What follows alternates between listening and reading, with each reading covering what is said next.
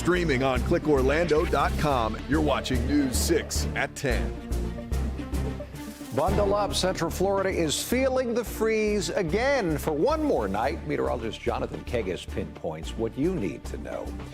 Now on News 6, 6 seconds. That's all we're seeing of what happened before a deputy took a 16-year-old's life inside this Walmart. We asked a legal expert to break down what it shows and how that deputy acted.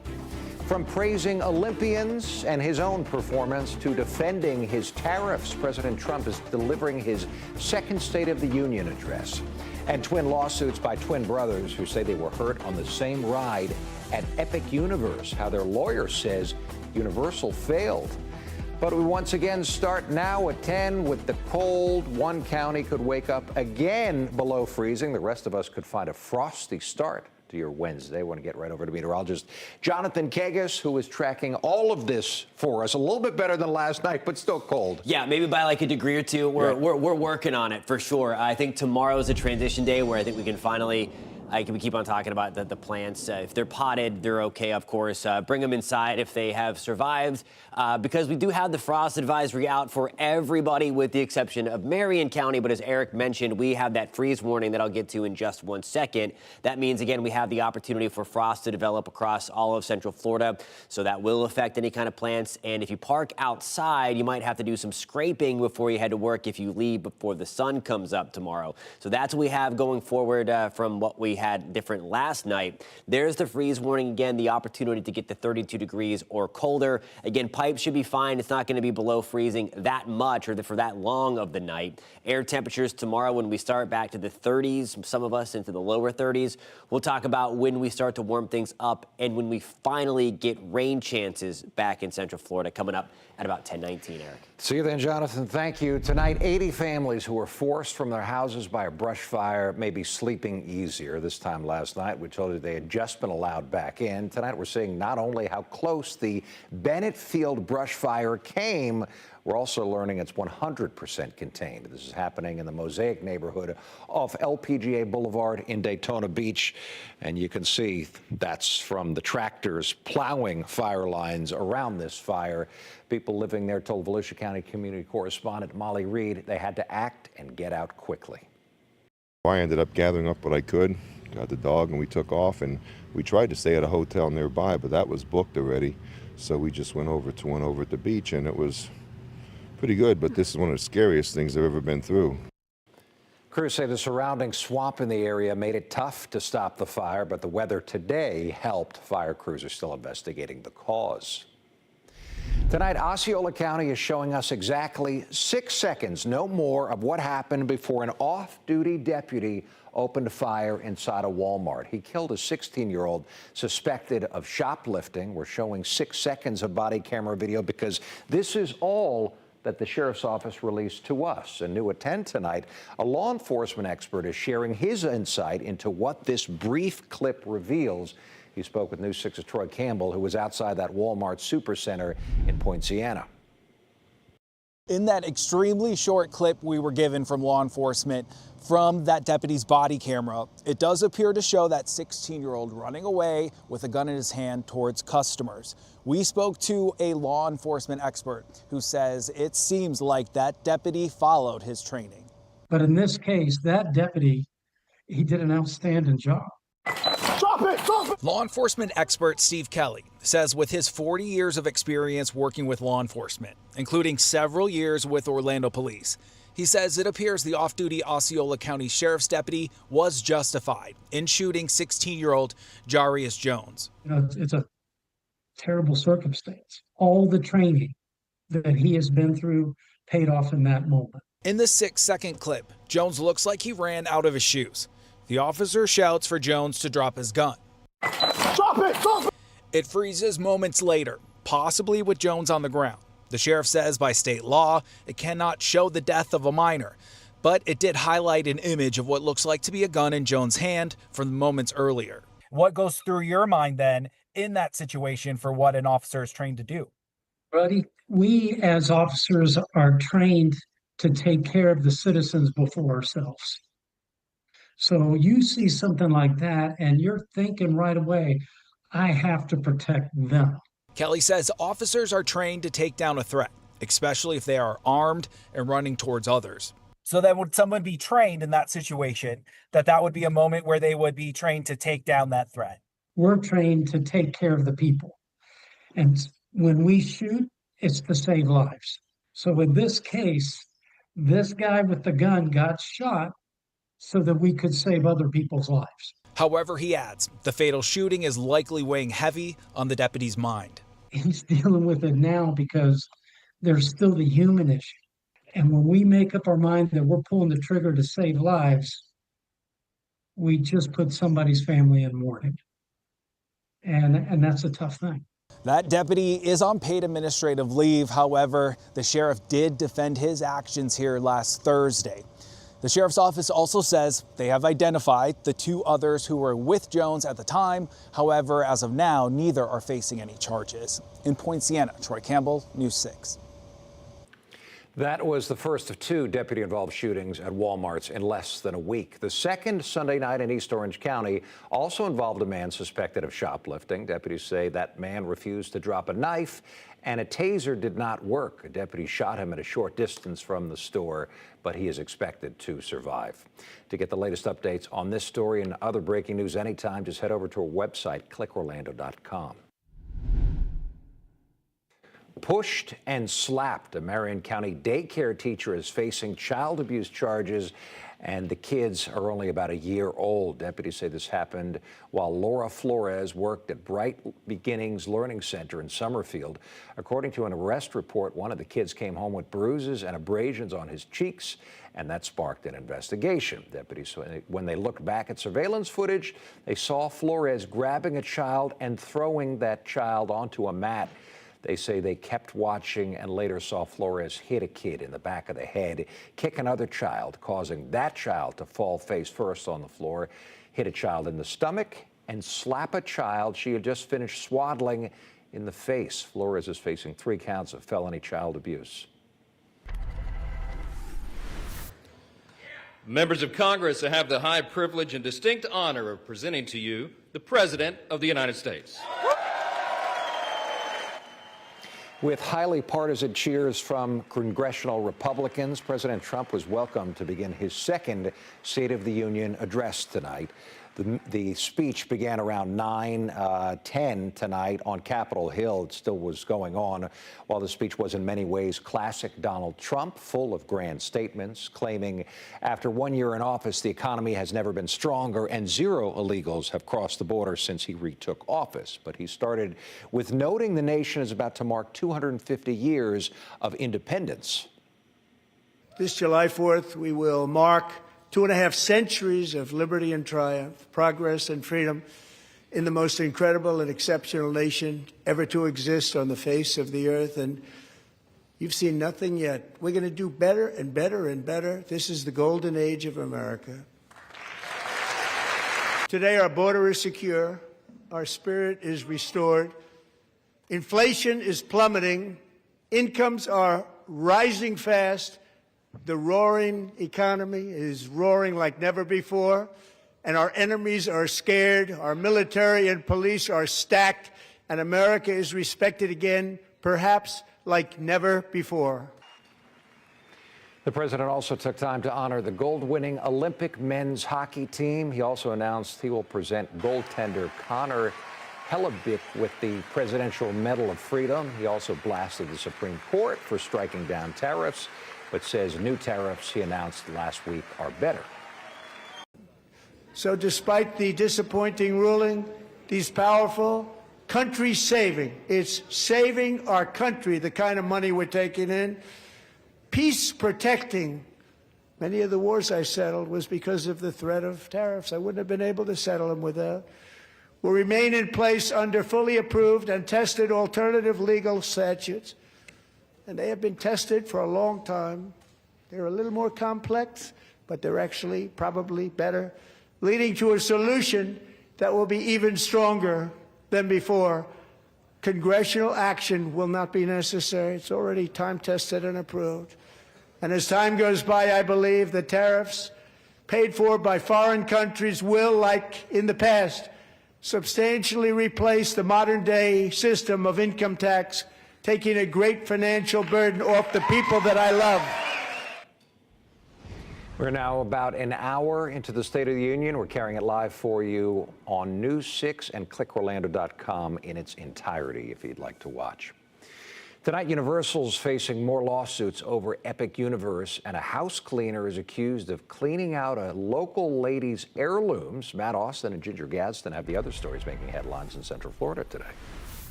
Central Florida's newest theme park is facing another lawsuit. Twin brothers have filed twin lawsuits against Universal for what they say happened at Epic Universe. The 45-year-old brothers say they were riding the Harry Potter and the Battle at the Ministry ride on Christmas Day when it stopped suddenly due to a malfunction. The lawsuit says they were thrown around in their seats, causing significant back and neck injuries. They're now seeking at least $50,000 in damages. Their law firm, Morgan & Morgan, put out a statement saying, in part, the most important job of a theme park is to keep its guests safe. Instead, Universal allegedly operated a ride that had been plagued by repeated malfunctions, glitches, and hard stops since it opened. We have reached out to Universal, and at this point, we haven't heard back. The Florida Department of Agriculture and Consumer Services keeps a record of injuries reported at theme parks. This incident was not in their report from the end of last year.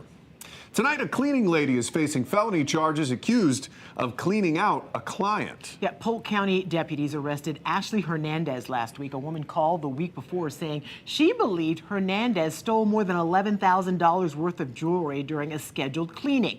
The woman said she was missing 5 pieces of jewelry. Detectives found some of them at a pawn shop, but some had already been sold or melted down. Hernandez was charged with dealing in stolen property, providing false owner information to a pawnbroker, and theft. Detectives learned during their investigation others complained about Hernandez on social media, claiming she also took stuff from their homes. Other investigations are being handled by the Hillsborough County Sheriff's Office. For a daily conversational look at breaking news and stories shaping up around Central Florida, join us for News 6 at 3. Ginger and I are live every weekday. We hope you'll see us soon. A 5-year-old sent to the hospital after he was hit by an e-bike on the beach. Ahead on News 6, the search for 2 teens police say ran over that boy, and an update on how he's doing tonight. It's a social media challenge some say has gone too far. People are running up to houses, kicking the door and running away. We got Ring doorbell video of one of those scenes as we talk to homeowners who just want it to stop. You're watching News 6 at 10, live as always on a Tuesday night, covering Weirsdale, Windermere, and all of Central Florida. This portion of the news is sponsored by Central Florida Honda Dealers.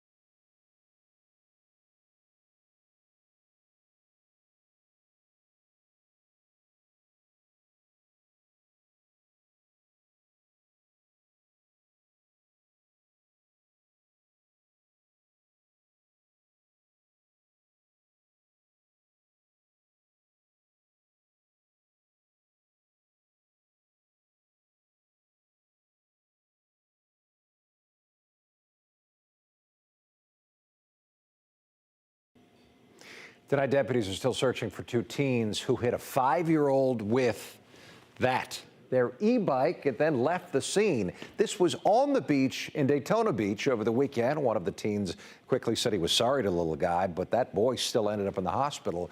News 6's Alex Cook breaks down body camera videos, 911 calls, and new calls for new rules for e-bikes on the beach. This is one of the few beaches in Florida where vehicles share the sand with sunbathing families. Cars are supposed to stick to these traffic lanes behind me, but that doesn't apply to e-bikes. Deputies say that 5-year-old boy was walking to the ocean with his bucket when the e-bike came by and hit him. Now, the sheriff is looking for the public's help finding those 2 teenagers who fled the scene. Deputies shared this surveillance still of the e-bike they say shows 2 teenagers riding southbound Saturday afternoon near Sand Splash Park. We're learning from 911 calls that 5-year-old boy was at the beach with a family friend. When his mother found out he was hit, she called 911 while rushing to her son. That family friend broke the awful news to the boy's mother, and that's when she dialed 911. She just called me and told me that he got ran over by a bike and the dude kept going. When deputies arrived, they found lifeguards caring for that injured child. You could see a tire mark all down the side of his calf. They ran over it and they left the scene. Deputies say the boy has minor injuries. Volusia County Sheriff Mike Chitwood says e-bikes on the beach are a growing problem. This could have been a lot worse. I spoke with the boy's mother on the phone. She said he's going to be okay, but she wanted to release this statement. E-bikes have become a popular choice in our community over the years, but they are still deadly, especially for kids. Beaches aren't streets. It's time safety came first. E-bikes are allowed on the beaches and they don't have to stay in those traffic lanes. Sheriff Chitwood says that might need to change. Maybe the county will be able to pass some kind of an ordinance that forces these e-bikes at least into the traffic lane for us, so they're a lot easier to control than allowing them to zip around all over on the beach like now. We'll follow what comes of the sheriff's push for stricter rules for e-bikes on the beach. For now, deputies are focused on finding these 2 teenagers who hit a 5-year-old boy and rode away. In Daytona Beach, Alex Cook, News 6. It was a teen prank gone too far. The social media trend, you might have heard of it, of running up and kicking somebody's door has already led to charges against one Central Florida teenager. But as your West Orange community correspondent Tylisa Hampton discovered, the trend is still spreading, with one neighborhood now raising the alarm. Pranks gone too far. It's just really frustrating and unnerving. I mean, it has been going on for at least a month. The footprints on Brittany Connor's front door were left by teens during the door kick challenge, a social media trend where kids kick the door and run away. How has this impacted you and your family? Well, I mean, my nerves are frayed. Because I'm, trying to make my children dinner and then they slam the door so hard, which that in itself makes you jump. Around the neighborhood, others experienced the same thing, as well as the Ding Dong Ditch challenge shown in this video. Meanwhile, another homeowner sent us this video. Teens covering their faces and his camera while he says they kick his door, scaring him and his son. Across Central Florida, at least one teen was arrested in connection with the challenge that some fear could lead to grave outcomes. These kids, I'm sure they think it's funny, but I mean, you just don't know what's going to happen on the other side of that door. And we did reach out to the Orange County Sheriff's Office about the problems that we're seeing in this area. They replied in part, quote, "These type of pranks are not funny and can be terrifying for residents who feel they are in danger if someone is trying to kick in their door. First and foremost, we want young people to know that this could land them in real trouble." Reporting for News 6, I'm Tylisa Hampton. Meteorologist Jonathan Kagis back with us. You said something earlier, Jonathan, that I haven't heard, I think, at Florida in a long, long time. Get out the ice scraper, potentially? Yeah, you might need it tomorrow, and that's because last night was cold. We didn't have the frost because we kept the wind elevated. Now tonight, it's going to be cold. We won't have the wind component, but that's when you get the frost to develop as well. That's why we have frost advisories in play for everybody except Marion County. We are the winners, though, because we get the freeze warning, and that means we're going to be even colder. There's a live look downtown Orlando right now. All is quiet with our Light Orlando delivering Hope Skycam. Air temperatures right now taking the tumble at 50 under a mainly clear sky.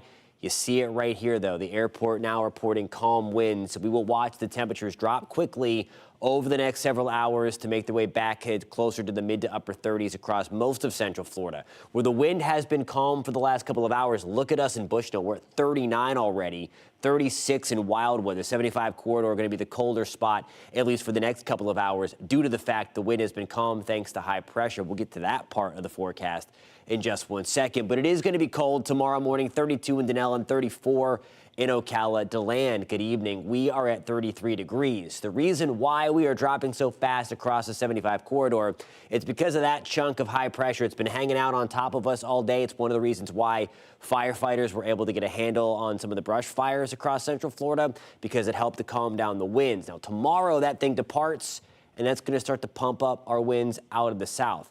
This tells the story perfectly right here, where it's so cold across the southeast corner of the United States, including us here in Florida.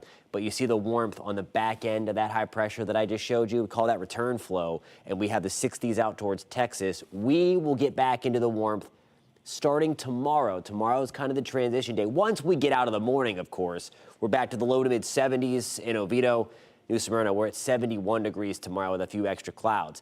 As we warm up Thursday into Friday, that's going to be out ahead of our next storm system, giving us a pretty decent shot for rain starting really late Friday evening and then to the first part of Saturday. This is 8 o'clock in the morning on Saturday. So if you do have morning plans, we have the half marathon going on at Disney, the 10K on Saturday. Could be some downpours around for that. There's 6 o'clock in the morning on Sunday. I think we start to wrap things back up. But I don't think that's going to bust a drought by any means. But we need to start somewhere, and this is going to be a welcome change for sure. 30% shot for showers, especially late Friday evening. 50% chance on Saturday as highs warm back to the middle 80s. A touch cooler. Nothing like this, though, as we get into the early stages of next work week.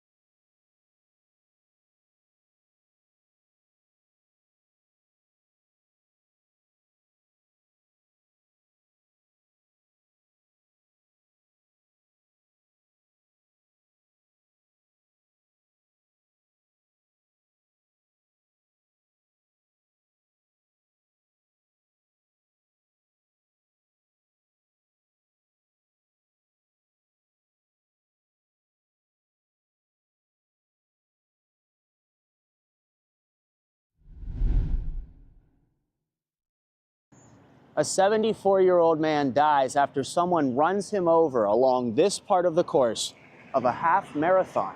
The police tell me it happened near US 1 and Hibiscus Boulevard on Sunday, February 8th. The Florida Marathon says someone drove into the lane for runners and hit Albert A.J. Swan. This is the 74-year-old from Georgia, pictured in his obituary. He died 8 days after being hit. Yeah, that's pretty tragic. I talked to runners where another part of the race took place, the 192 Causeway. What do you think about a driver crossing over onto the closed side of the street? How could that happen? Yeah, I don't know how that could happen. The guy was part of a truck or something, I don't know. I asked that same question to police, but all they told me was it's still under investigation. Same for when I asked if there's video of the collision. The driver has not been charged. I imagine when you run a race, you expect to be safe. Yeah, you expect to be safe. You expect other people to just be cautious of what, their surroundings. I'm hoping that nobody did that on purpose. What would you like to see happen to that driver? Get some jail time, yeah, for sure. Pretty much murdered the guy. A.J. Swan's obituary reads the 74-year-old was running in his 31st half marathon. I've made public records requests from police for any 911 calls from witnesses and any reports from police at the scene. We'll add all updates to this investigation on clickorlando.com. In Brevard County, I'm your Melbourne community correspondent, James Sparvero, News 6.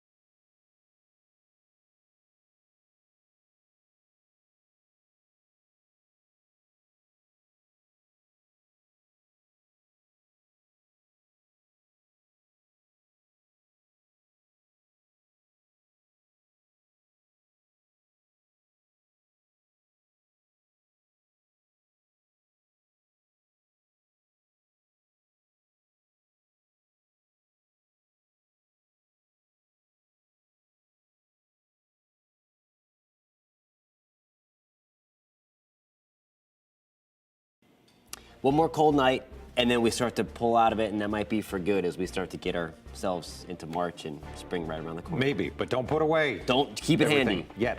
We'll be back at 11 o'clock. Thanks for staying with us. Bye.